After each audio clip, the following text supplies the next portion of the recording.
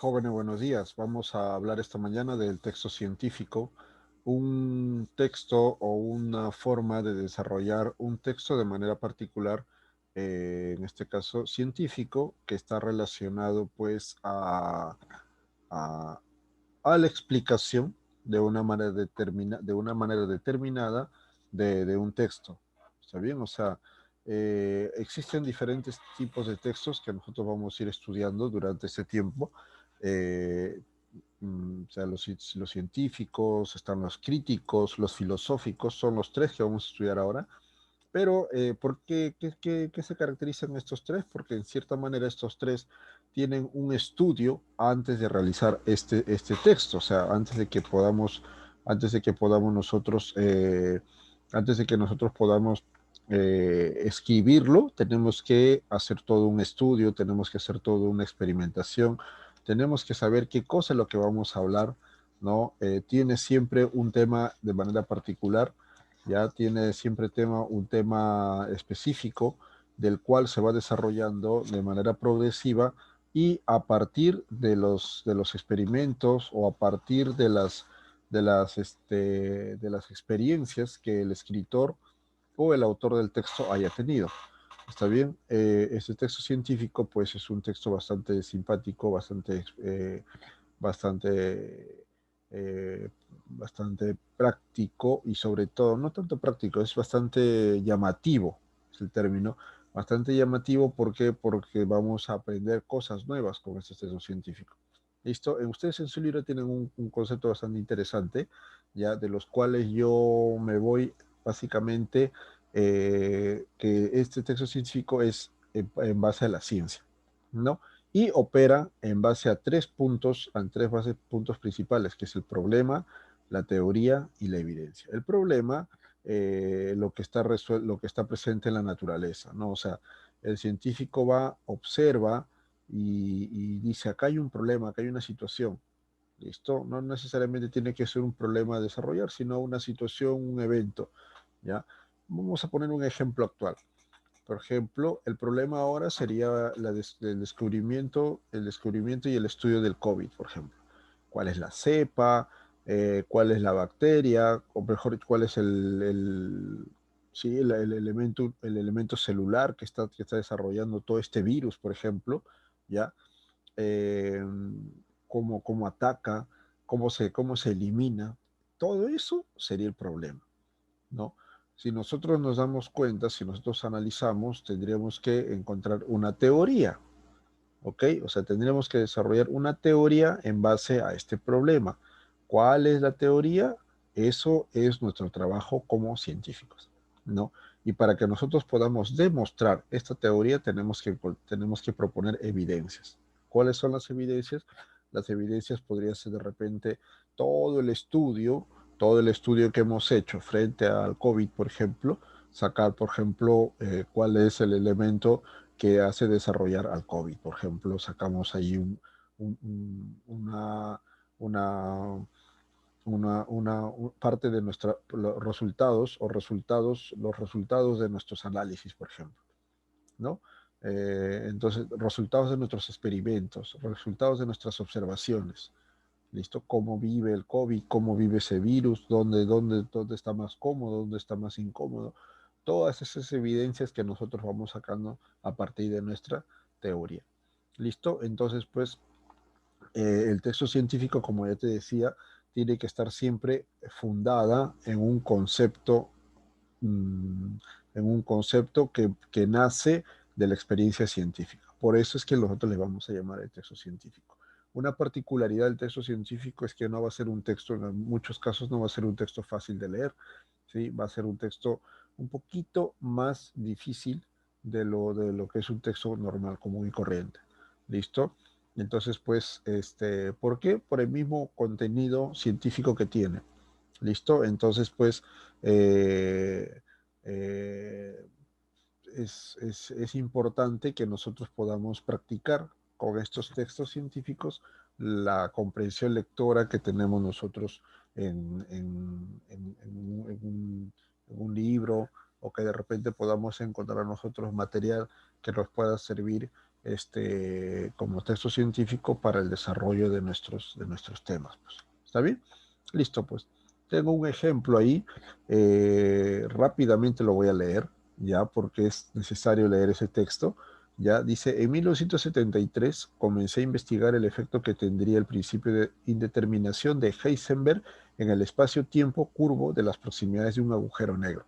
Hasta ahí es una introducción y date cuenta que es un texto en primera persona, porque está hablando un científico, está diciendo, comencé a investigar, ¿ok? Entonces es en primera persona, dice. Lo curioso fue que descubrí que el agujero no sería completamente negro. El principio de indeterminación permitiría que escapasen a un ritmo constante partículas y radiación. Este resultado constituyó para mí y para cualquiera una completa sorpresa y fue acogido con un escepticismo general. Pero si se reflexiona detenidamente, tendría que haber sido obvio. Atención a esta palabra, obvio, está en negrita. Un agujero negro es una región del espacio de la que es imposible escapar si uno viaja a una velocidad inferior a la de la luz. Pero la suma de historia de Feynman afirma que las partículas pueden seguir cualquier trayectoria a través del espacio-tiempo. Así, es posible que una partícula se desplace más rápido que la luz. Resulta escasa la probabilidad de que recorra una larga distancia por encima de la velocidad de la luz, pero puede desplazarse más veloz que la luz para salir del agujero negro y entonces continuar más lenta que la luz. De este modo, el principio de indeterminación permite que las partículas escapen de lo que se consideraba una prisión definitiva, un agujero negro. La probabilidad de que una partícula salga de un agujero negro de la masa del Sol sería muy reducida, porque tendría que viajar a velocidad mayor que la de la luz durante varios kilómetros. Pero pueden existir agujeros negros mucho más pequeños, formados en el universo primitivo. Estos agujeros negros primordiales podrían tener un tamaño inferior al del núcleo de un átomo, y sin embargo, su masa sería de 1.000 millones de toneladas, la del monte Fuji. Es posible que emitan tanta energía como una gran central eléctrica. Si consiguiéramos encontrar uno de estos diminutos agujeros negros y aprovechar su energía, por desgracia no parece haber muchos en el universo. La predicción de radiación de los agujeros negros fue el primer resultado no trivial de la combinación de la relatividad general de Einstein con el principio cuántico. Demostró que el colapso gravitatorio no era un callejón sin salida como parecía ser. Las partículas de un agujero negro no tienen por qué tener un final de sus historias en una singularidad.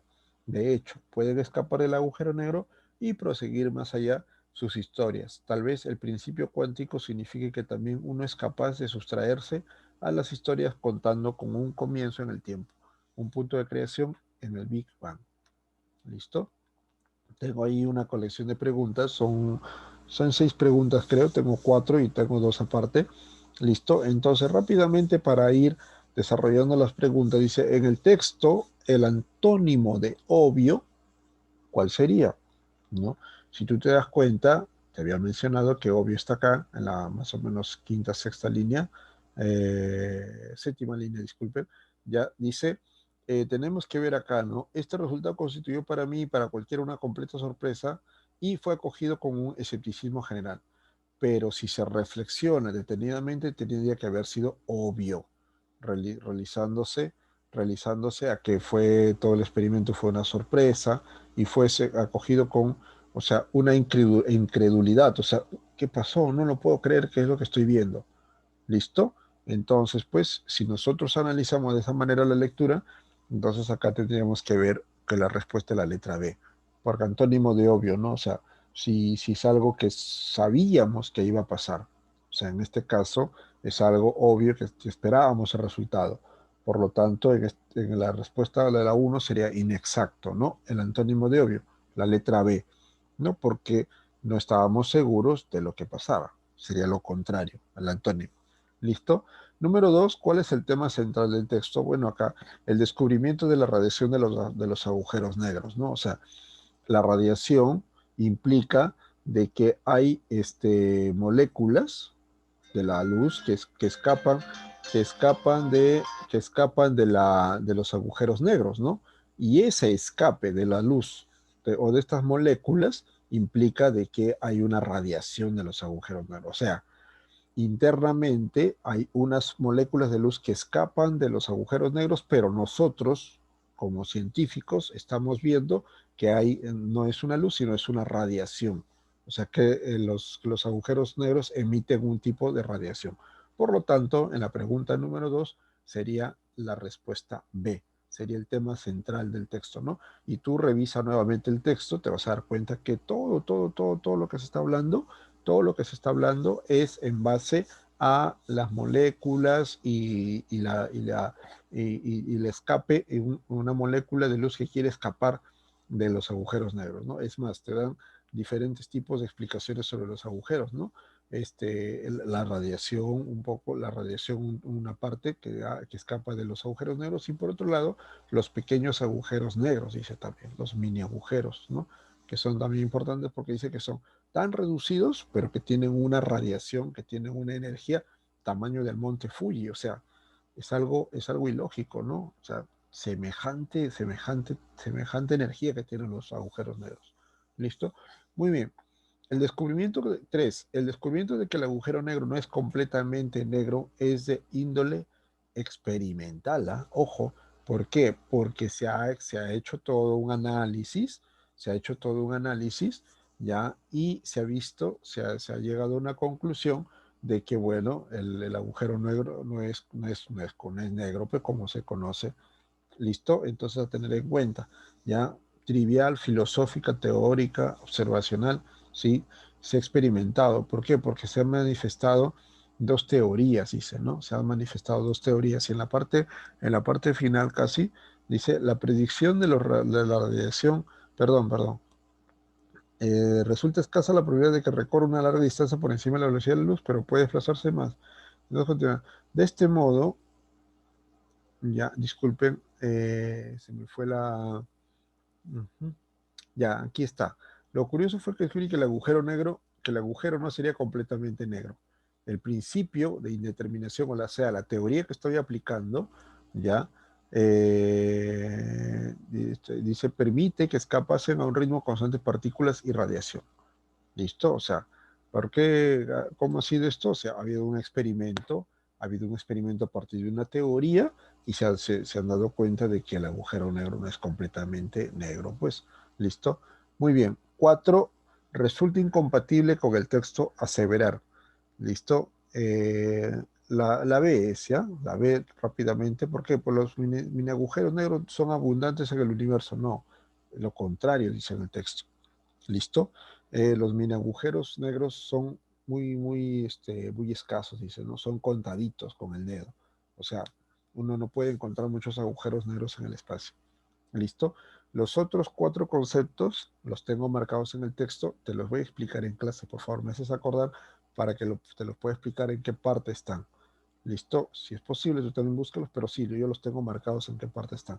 Si están, es que no quiero jugar mucho con regresar e ir a la lectura, porque nos vamos a marear y no te lo voy a explicar bien. En cambio, en el texto estático, ahí te puedo ir marcando dónde está cada respuesta. ¿Listo?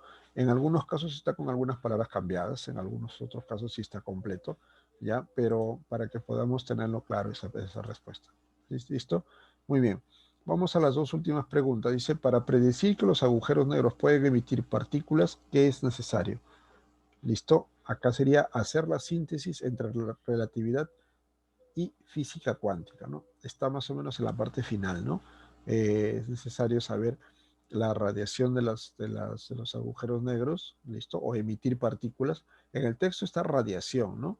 Acá dice emitir partículas, que es lo mismo, o sea, las partículas de la luz están escapándose de los agujeros negros. Eso, desde nuestro punto de vista científico, es la radiación que están sacando, ¿no? Que está botando el agujero negro. ¿Sí? Sería la letra C de la 5. Y por último, en la 6, si ninguna partícula pudiese moverse más rápido que la luz, ¿listo? Lo último sería, ¿no? La radiación del agujero negro sería imposible. O sea, ¿qué significa que si no pudiese una partícula moverse más rápido que la luz? Pues claro, no podría escapar no podría escapar del agujero negro. Por lo tanto, pues el agujero negro no pudiese tener una radiación. Entonces ahí está la respuesta de la letra E. ¿Está bien? Listo, chicos. Entonces, así como esta lectura, tenemos otras lecturitas que también son importantes para nuestro caso del texto científico. ¿Listo? Todos los días, todas las clases estaré ahí explicando. La próxima semana explicaré el texto filosófico, que también es importante. ¿Listo? Para nosotros ir y continuamente iremos repasando nuestras lecturas. ¿Listo? Hoy día terminaré de repasar las lecturas que tenemos de la clase pasada por encargo que se los di a algunos de ustedes para que puedan ir explicándonos a ver cuáles son las respuestas. ¿Listo? Solamente una explicación, ya la lectura para que ustedes también lo puedan hacer en casita. ¿Listo? Entonces, pues te recomiendo que practiques o ahora dejaré alguna tarea de la página 219 a la 221. ¿Listo? Esta semana nos toca tarea, entonces vamos desarrollando eso, ya vamos desarrollando esos ejercicios, esas lecturas que están ahí y para que tú lo puedas poner en práctica. ¿Listo? 219 a la 221. Listo, pues. Entonces, chicos, nos vemos en clase. Ya estamos desarrollando los ejercicios propuestos y lo único que te pido es que estudies y le pongamos ganas a este tiempo que nos queda. Nos queda menos de un mes, así que, por favor, vamos poniéndole ganas, vamos poniéndole fuerza a toda esta situación. ¿Listo? Nada más, pues. Me despido y nos estamos viendo por la tarde. Chao, cuídate.